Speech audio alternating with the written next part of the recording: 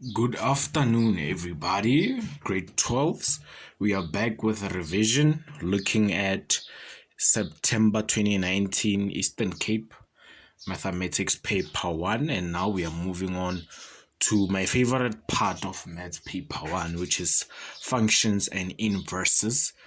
So, right here we have question 4, and it says given f of x is equals to 1 plus 2 divided by x over 3.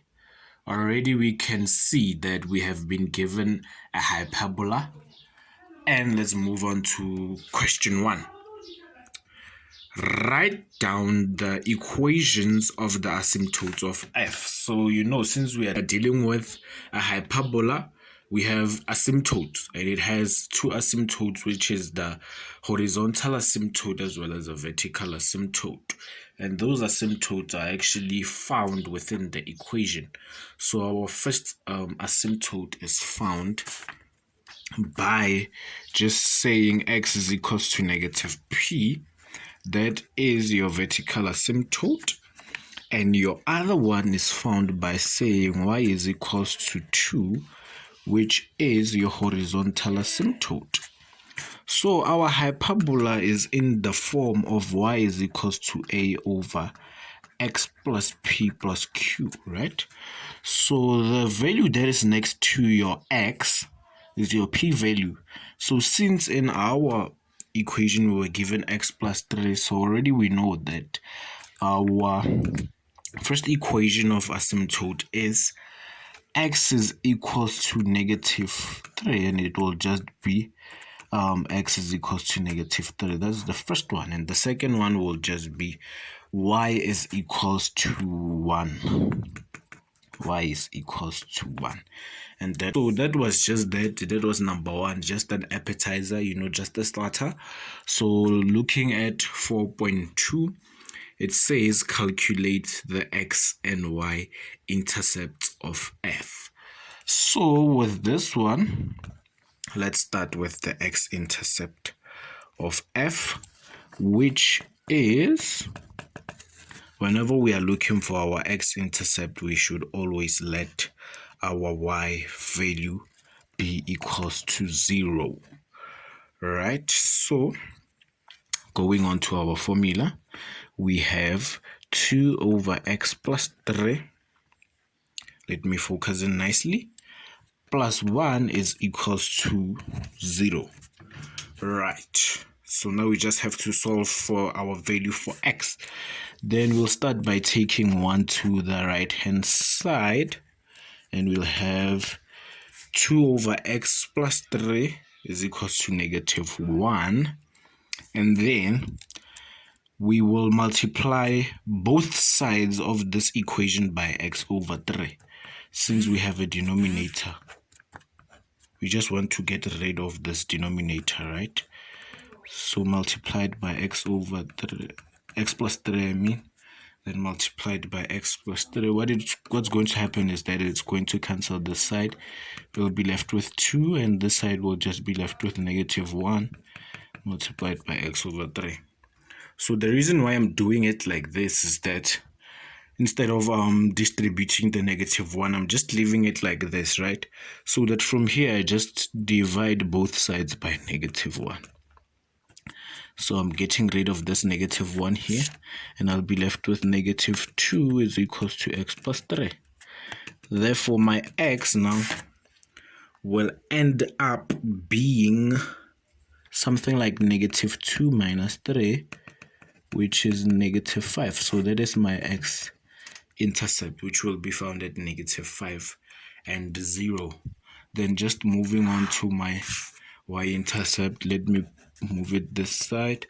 Whenever you're looking for your y-intercept, you have to let your x value be 0. So going to my formula, I'll have y is equals to 2 over 0 plus 3 plus 1, right? So I'll have y is equals to 2 over 3 plus 1. And eventually my y will be, it's a fraction, so we'll just have to punch it in our calculator quickly.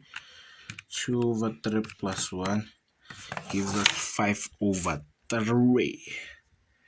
Let's focus in properly. Then we have 5 over 3. So on to 4,3. It says draw a neat sketch of f, okay, clearly indicating all intercepts with the axis and any asymptotes, right? So we're taking that one quickly. Let's start with our asymptotes, right? So our first one, our vertical asymptote was x is equals to -3. So -3 might be somewhere here, -1, -2, -3. Okay, somewhere here, right?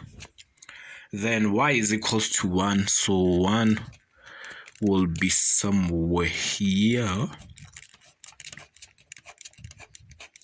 Then from there, let's just plot in our x and y intercept. We had an x intercept of -5, which was somewhere here. So if this is -3, we'll have -4, -5, which will be somewhere here. Then we had our y-intercept, which was 5 over 3, which is 1,67. So if we have 1 here, 1,67 will be somewhere here.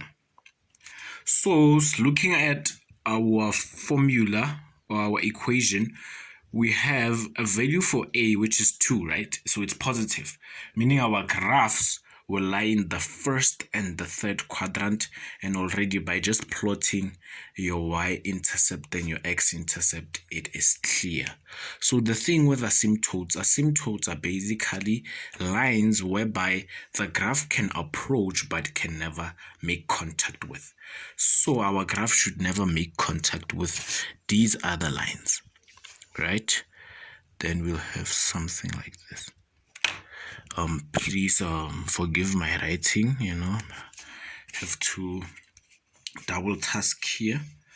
So it's something like this, though. It's not the best graph, but then it's accurate. That's one thing for sure. So just to plot in everything and write everything nicely. Here we have 0 and 5 over 3. Here we have -5 and 0. Here we have an equation of y equals to 1. This is our horizontal asymptote. Then our vertical asymptote is x is equals to -5. And then one thing that I like to tell my students is that whenever you're sketching a graph, also sketch, especially a hyperbola now that we're dealing with it, also sketch your axis of symmetry, right? So let's just go here on the side and look for our axis of symmetry. A hyperbola has 2 axes of symmetry, one with a positive slope and one with a negative slope. So by slope, we mean gradient, right? So both of these equations. And then the first one, from just these 2 equations, all you need is to just find the value for c. And how you find your value for c is easy. You just substitute. Listen carefully, ne? Don't miss this one. You have to substitute the point of intersection of your asymptotes, right? So just easily as that. To these equations, substitute your point of intersection of asymptotes. So let's look at our point of intersection of our asymptotes. We know that a coordinate or a point is made up by 2 coordinates, which is the x and the y.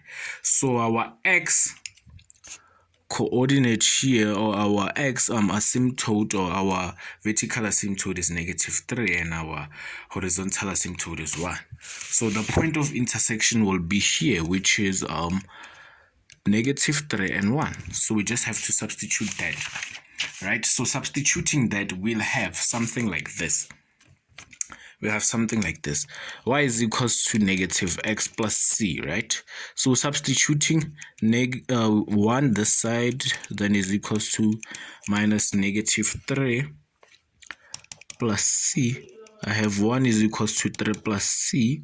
I have c is equals to 1 minus 3. I have c is equals to -2. So y is equals to, come in this side, -x minus 2, right? And as you can see, This is your linear function.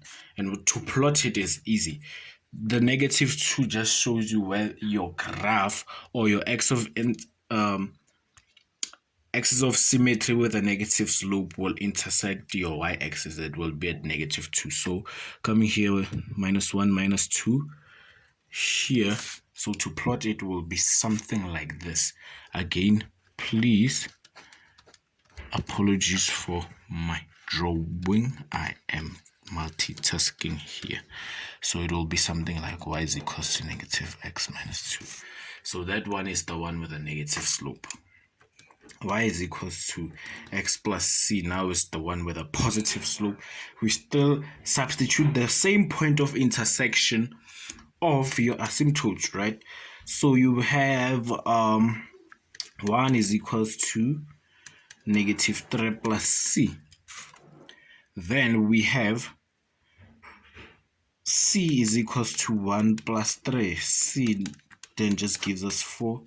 Our formula now becomes y is equals to x plus 4. Just tells you that, you know, this point of intersection, this axis of symmetry intersects your y-axis at 4. So we have 0, 1, 2, 3, 4. So somewhere here. And since it's a positive one, it will be looking something like this, right? Then to name it, we'll have y is equals to x plus 4. Then you're done. And I'm pretty sure you're asking yourself, all of this is unnecessary. You won't really get marks for it. Why are you doing this? But then here's a tip, right? This is a tip, an exam tip. In your exams, always do something like this. Always, always, always. Because how it's going to help you is that in most cases, after being asked to sketch this hyperbola graph, the next question will have something to do with your axis of symmetry. 99%. This will help you. This is a very strong tip. This is a very serious tip. Please take it to head. Please take it to mind. Please take it seriously. As I said, always, whenever you're sketching a parabola, a hyperbola, always include your axis of symmetry. Please, guys. Then let's move on to 4.4.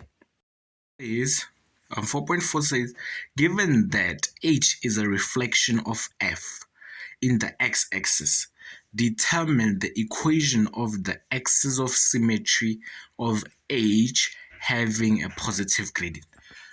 Exactly what I was talking about, right? But this is a different one. It's twisted, but it's exactly the same. After the question of sketch a graph follows a question of what the axis of symmetry, whether a positive gradient or a negative gradient. But then that's what I was exactly talking about. So let's go. It says H, right? They tell you about that you are given H. So we do not have an H graph.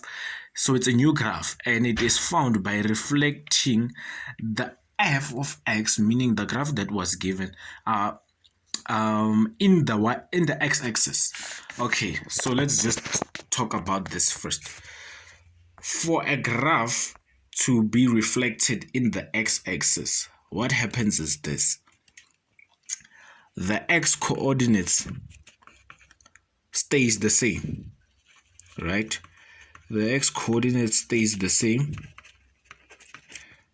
and then the y-coordinates